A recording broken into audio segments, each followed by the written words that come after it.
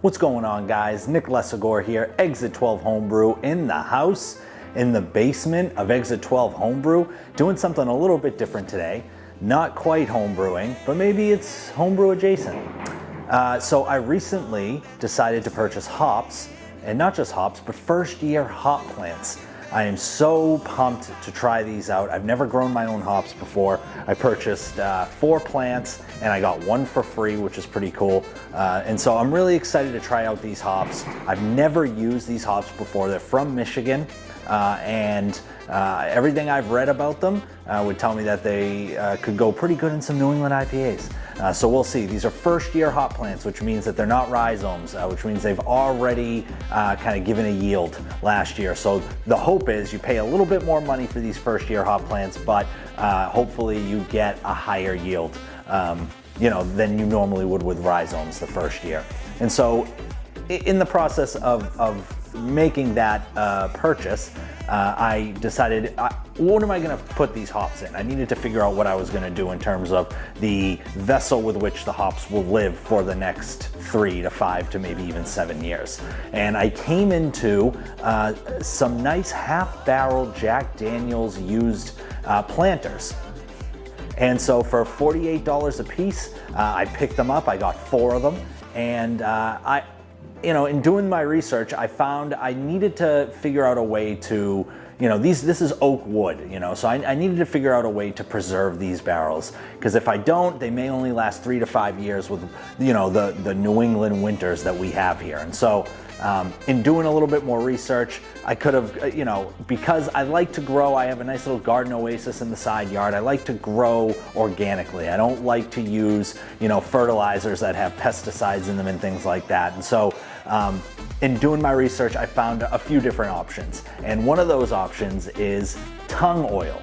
Now, tung oil is a Chinese oil that actually comes from pressing the nut that comes off of the tung tree. So it's a natural oil that it can be used on oak wood and it acts as a preservator and a sealer. And so what I'm gonna do with this tung oil is I'm going to paint, so to speak. I'm gonna seal the outside and the bottom of all 4 of the Jack Daniel's planters that I have, and then we'll put some nice 50-50 soil in with some compost that I have in a composter out in the backyard, and we'll plant the hops. And so this is the first step, the first step in actually doing that. And so I'm gonna stain these barrels, so to speak, with the tung oil, and we're gonna get going in this process. I have the hops currently sitting in pots separately, and so those are their temporary homes. And so I need to get these barrel planters, I need to get these things oiled up so that I can transfer those hops before they really start to grow a root system and it turns into a little bit of a headache. So let's get started on this process. I'm so pumped to be growing my own hops. We're gonna use them for beers here. A buddy of mine, Big Dog Brewing, you may know him on YouTube. He got some hops from the same website as well. So that really opens us up to do some pretty cool collaborations. We have different hops, shipping them to each other, sealing them appropriately, really learning about the best ways to care for your hops. And it's a great learning experience and something that I'm super pumped to do. So let's get into it. Let's get started.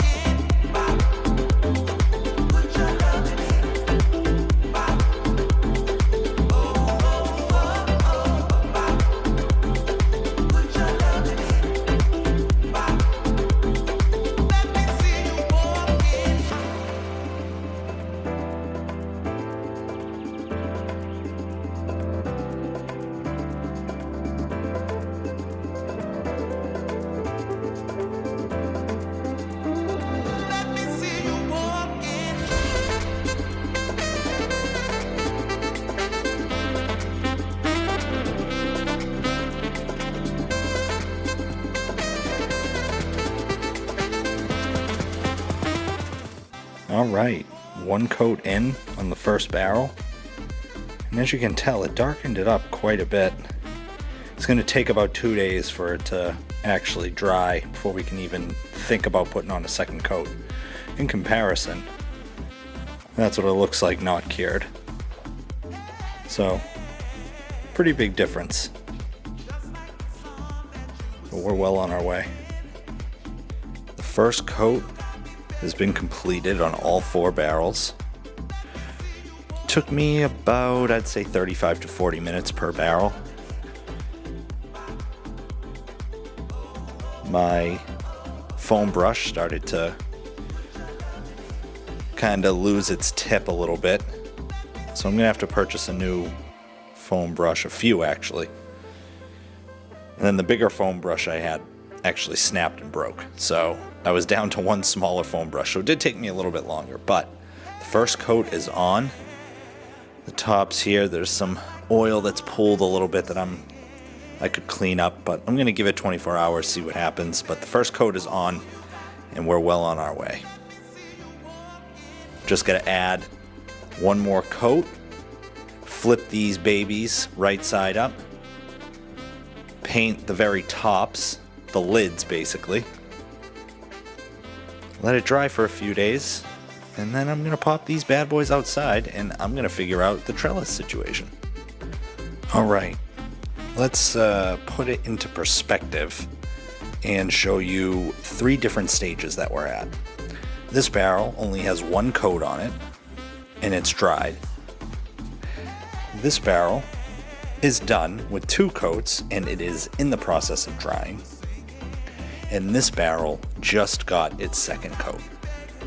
Coming along, as you can see, there's quite the difference in color from a second coat barrel that's been sitting about 24 hours, a barrel with 1 coat on it, and a barrel that just received its second coat.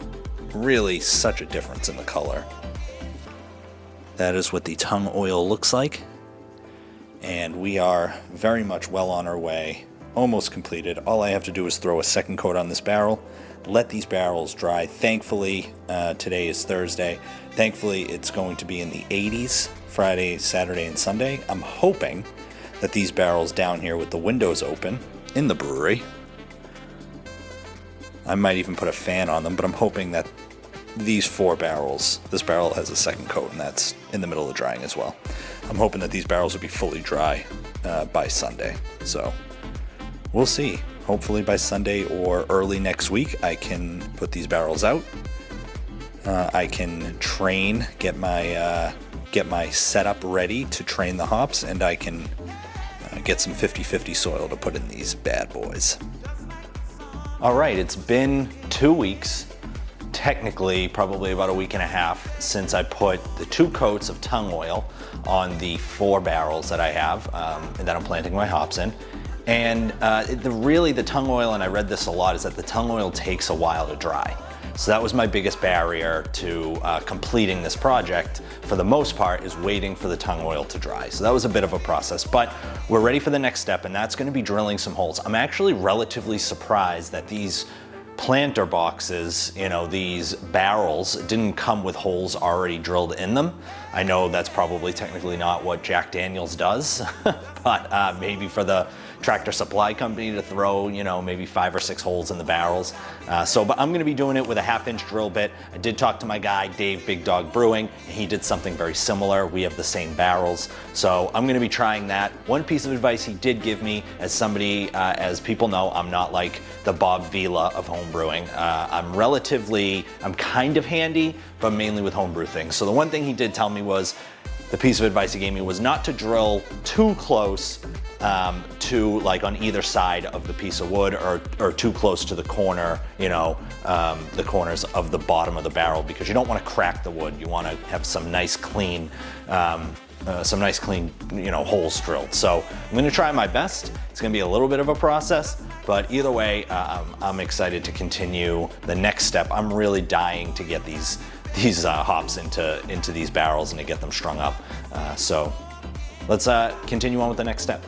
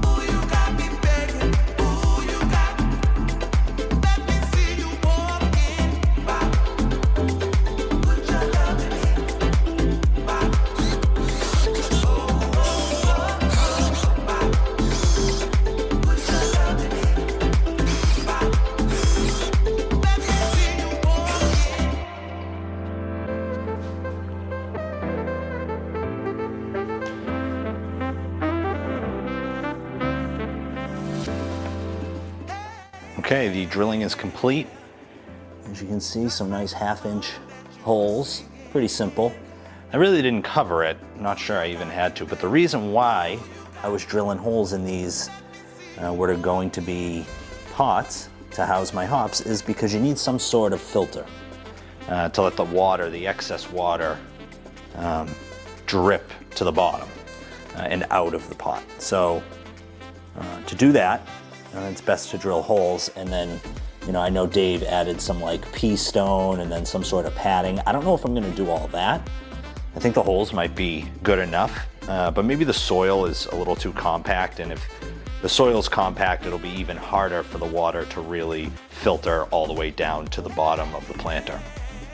But overall, relatively simple. Did not crack any of the, you know, smaller kind of wood.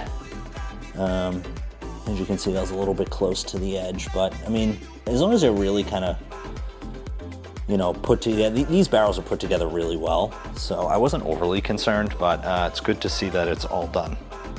And so now the next step is to put them outside and put some soil in these bad boys. Okay, please excuse the noises of summer in the background. We have some landscapers a few houses down. But here we go. The trellis, if you will, for the hops is all set.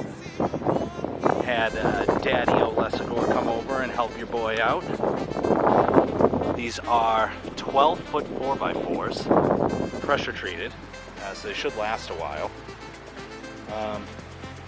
That we got on a pretty good deal from Home Depot. We have some simple line here with, I think these are 1 3/4 or 1 3/16 hooks. And we just simple attach some line. And we have our 4 hop setups ready to go. 1, 2, 3, and 4. I'm gonna turn around, excuse the camera moving, so you can take a look from the front yard. So as you can tell, the poles are a little uneven. We did a measurement from the one to the far left to the one to the far right, it's about 2 inches. But when the hops are hung up, you're never really gonna know. And if you notice, the land itself seems to slope a little bit to the right, but got some mint there in the middle. Very invasive, couple of flowers to the right. So summer is well upon us, and I am now gonna put in some lobster compost and some simple soil. And that is going to be what I use to mix to plant the hops with. Simple, to the point. It is about time we get some growing on. Let's do it.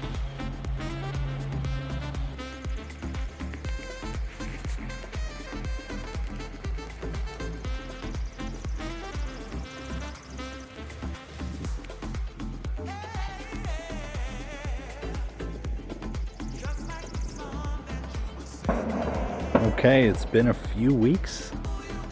I'd say 3 weeks or so since the hops have been planted. Let's take a closer look. Here are the 4 hop plants. Excuse the wind. Pretty cloudy day out. I think it's gonna rain within the next hour or so, which will be good. Taking a look.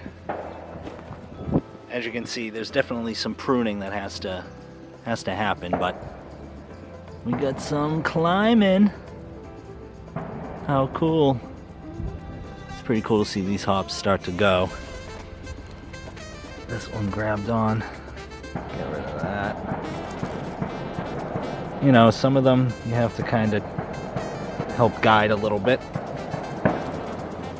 But as you can see, the Arcadian, we got some nice growth coming up here. The Arcadian is growing nicely.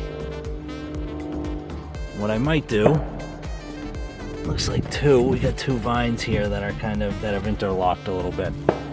But I'm gonna do some trimming. What I might do is, if they get long enough, maybe grow one vine like up the 4x4. We'll see.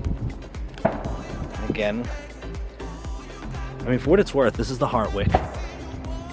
these Michigan grown hops, and now I'm just starting to see there's 2 points of entry here on the growth. I gotta do some trimming, I think. You got one here and then one there.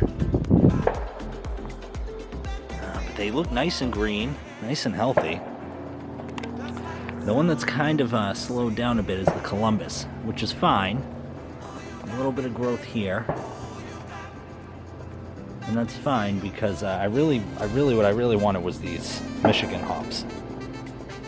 So we're well on our way into growth season. It's early June. So it's really cool to see June 10th, I believe. It's really cool to see the growth the way it is right now. But there's definitely some trimming that has to happen. I'm going to do some research on the best way to trim. If you have any advice for the best way to fertilize, get these things continue to grow, let me know. I'd love to hear it. I didn't point it out, but this is the Prussian hop. Boom. Well on our way.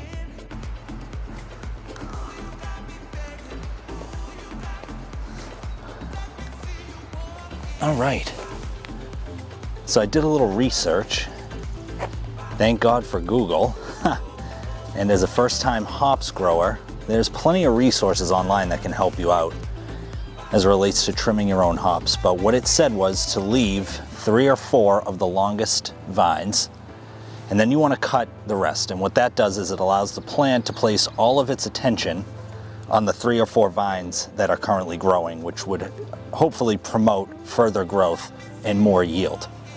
And so this is something that I'm doing for the first time, but it's something I'm going to have to continue doing all summer long. And then in July, what I'll probably do, per the directions, is I'll cut off 4 feet of growth from the top of each hop plant. And what that'll do is help resist mold, and it'll also help promote further growth. So let's get to trimming some of these shorter vines. I want to try to leave 4 if I can. So we have 1, 2, and then this is 3. So I'll probably end up attaching this to this vine here, to this string. And then the 4th one, I'll probably leave, which ones are longer? I'll probably cut these 3 off here and just leave these 4. And this is for the Prussian hop. The directions pretty much say, hey, listen, I know it's weird to be cutting off green right now, but that's how you're supposed to do it. It's gonna allow the plant to focus all its energy on the vines that are not going to be cut, on the vines that should grow the highest. Here we go. Just keeping these 4. Try to train. This one might be a little too short. There we go. And these just, what's cool about the hop plants, that they have these little prickly things that help attach themselves to the line. Here, this is the trimming. Not bad. And it looks bare, but again, that's just kind of the nature of the beast. When you're cutting things off, it's going to look a little bare. So I'm going to do this to the other 2 hop plants that I have. The 4th one, the Columbus, isn't growing long enough for me to start cutting things off of it. So I think I'm going to wait on that. But the other 2 Michigan hops, I'm going to start trimming.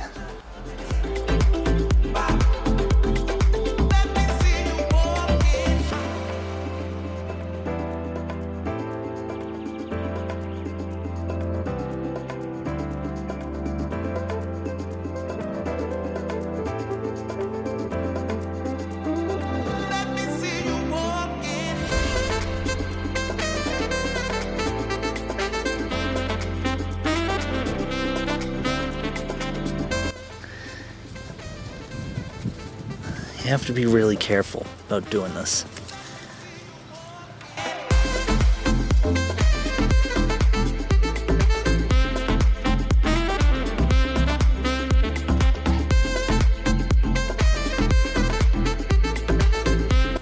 So the Hartwick is actually growing like gangbusters, better than the Arcadian, the Prussian, or the Columbus. And I've got probably, I don't know if you can see it, I'm trying to take the camera off the stand. I don't know if you can see it, but it is probably 1, 2, 3, 4, 5, 6 vines I have going, and I cut 3 already.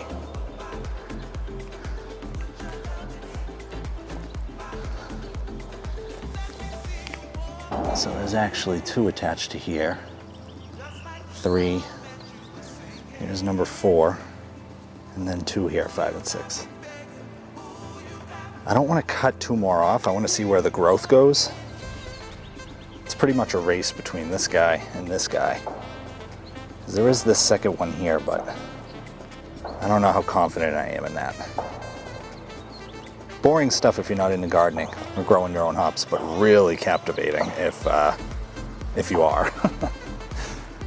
Also, I haven't really covered it too much, but I got a 5th hop for free.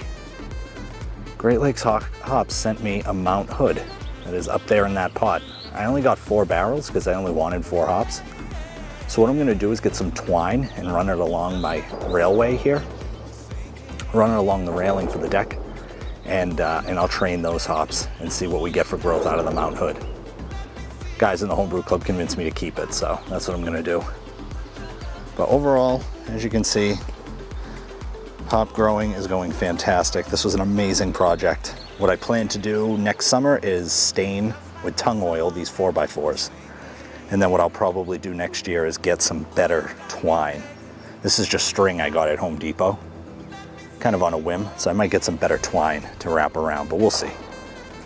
One thing I know for sure is that I'll be staining the 4x4s with tung oil, putting another coat of tung oil on these barrels. Hopefully they'll last a little bit longer, and I'll actually hit the tops of the barrels because I didn't do it this year. I was just really trying to get this done. So now that it's done, some time to breathe a little bit, grow these hops, trim them, use them, see what we get for yields, and then head into next season with some plans for readjustment. But really excited on how things are going so far. Thanks so much for watching. L'chaim. Cheers.